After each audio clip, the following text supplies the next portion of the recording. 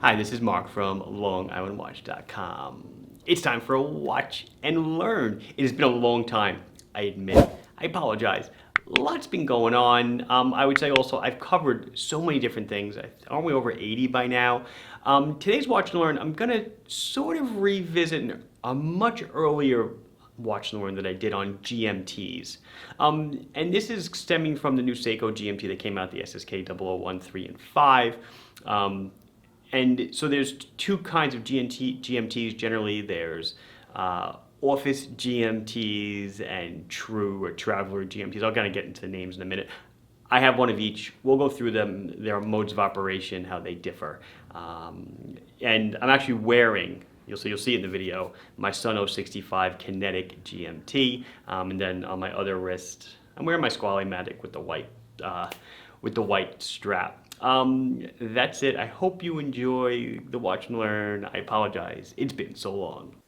Okay, so we're going to be checking out two GMTs as I said. Okay, so why are there two GMTs? Well, I guess it's just due to the complexity of the movement and what it requires to make what is today a true GMT movement. It should be noted, though, that when these first came out, we're going back to, I guess, the original Pan Am. We were looking at a 24-hour hand and a 24-hour rotating bezel. So the Seiko, the affordable Seiko, is what is called, well, there's a lot of different names for this stuff. Office GMT is what I normally would call it and what people refer to it as. I've also heard it called a caller GMT. I have no idea where that term comes from. Something to do with a phone call, perhaps, because that's kind of like what it's good for. I would say that this is for the watch for the person that does not travel 24/7 to track a second time zone. And then you have what is a true GMT or a traveler's GMT, like this Seiko Kinetic. There are automatic true GMTs. Rolex, most notably, is one of the makers of the movement. ETA makes their own movement. The difference lies in how you set your local time. So I'm going to come back. I'm going to go to the Seiko first. I'm just going to show you how it works, and then briefly discuss like how you would use it if you were, I guess, one of these traveling people. So it's a normal, automatic watch. So you pull the crown out 2 clicks. I want to show you what happens as you change the time. Do you notice the GMT hand moves with it? So it's slaved to every, I guess you could say, every hour. The GMT hand rotates once a day while the 12-hour time rotates twice a day. So on the hour you'll see, so this is 1 o'clock, it's pointing to 1 on the bezel. So now if I come up here and I pull the crown out 1 click, oh, it was out 2, wasn't it? So I pulled out 1 click. One direction, I was wanting to show you, one direction changes the date, right? The other direction changes the GMT hand in 1 hour increments. 7, 8, 9, 10. You see that I can't go in between. Not that the other watch is much different.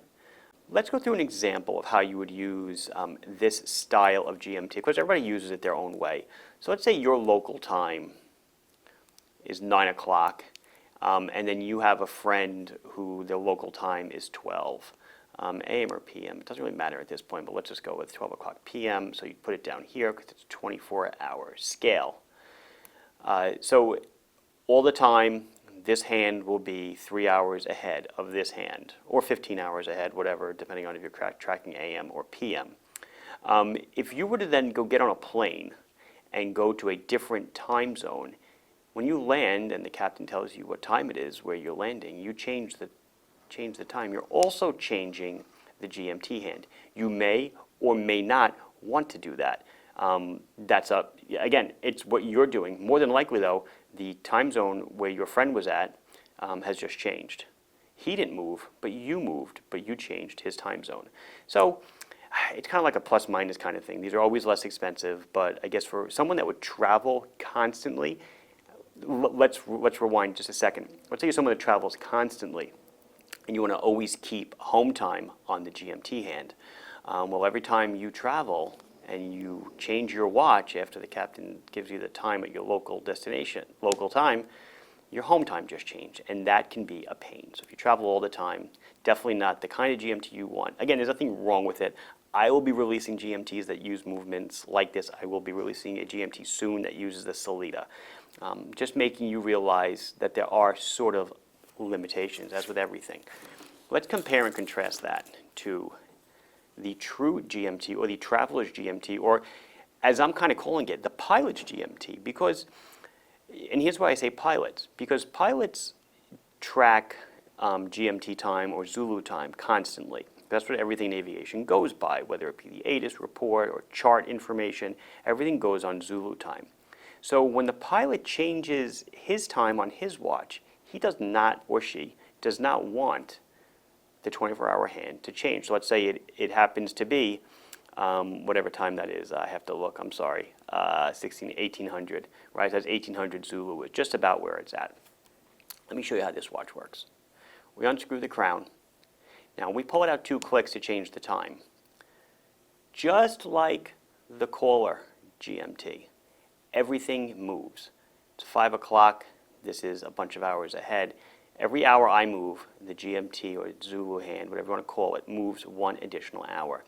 This is where the difference comes. When you pull it out 1 click, watch what happens. The hour hand of the 12-hour time moves in 1 hour increments. And not only that, watch the date. Going through the time zone, going back across the time zone. That little dance, that's something a pilot would use, or someone that travels constantly. So let's say you are a weary traveler, right? Your home time zone right now, let's just leave it the way it is. Your home time zone is midnight, and you land, and the captain says, hey, it's whatever, it's 4:15 a.m. Okay, great. And then 2 weeks later, you jet set again, and you go to a different time zone. You land, captain says, it's 8:15 a.m. I'm just going through this, but your local time changes, your home time does not. This stays fixed. So this would be a true Traveler's GMT, whatever you want to call it, Traveler's GMT, a true GMT.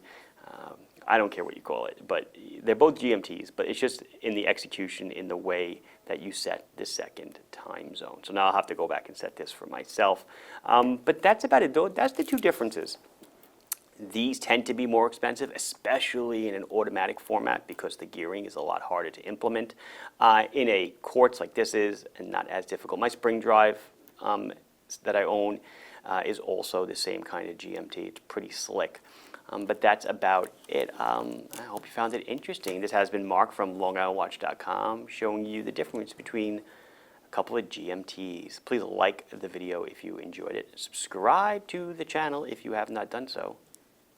Questions, comments, anything else, put it down below, and I'll be sure to address it as soon as I can. Thank you very much for watching. Bye-bye.